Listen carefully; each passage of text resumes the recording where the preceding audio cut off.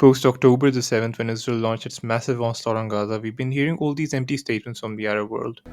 What we believe very strongly in, first of all, that a ceasefire is necessary. But historically, it wasn't always talk and no walk from the Arab world. In fact, there were many instances in the past where their actions were louder than words. One such example was the 1973 oil embargo in the wake of the Yom Kippur War.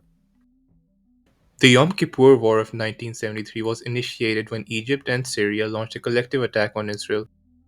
The pretext of this attack on Israel was to retake Egyptian and Syrian territories that were occupied by Israel just 6 years earlier during the 1967 war. During the 1967 war, Israel didn't just take over the West Bank and Gaza. As this map shows, Israel also occupied the Sinai Desert in Egypt and parts of the Golan Heights in Syria.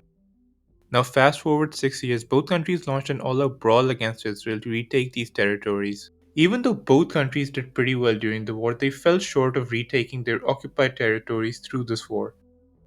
Egypt did finally get the Sinai back after signing a peace treaty with Israel in 1979. On the other hand, Syria never got the Golan Heights back. To this very day, Israel continues to occupy the Golan Heights. During the war, the broader Arab world didn't just sit around and pay lip service only. In fact, they used the most important leverage at their disposal, a leverage that they continue to possess to this very day: oil.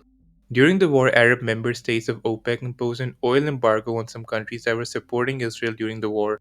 Holier than thou, United States was also on the receiving end of the oil embargo. American coffers were hit hard and the economy tanked. The oil embargo led to a recession in the US. It caused a spike in both unemployment and inflation. The oil embargo really pressured the US into working towards an end to the hostilities. It was extremely pivotal in getting the US to mediate an end to the violence. Now, don't get me wrong here. The point of this video isn't to insinuate in any way that Arab states should be using the quote unquote oil weapon, if you will. The point of this video is simply to illustrate that they possess a lot of leverage at their disposal, and they act like they don't possess any leverage whatsoever.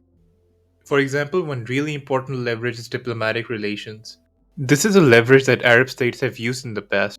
Let's circle back to 1979 when Egypt normalized diplomatic relations with Israel. Consequently, most Arab nations severed their diplomatic relations with Egypt.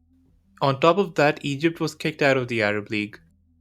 Now compare this to recent years, which have seen so many Arab nations cozying up with Israel without any consequences from the broader Arab world.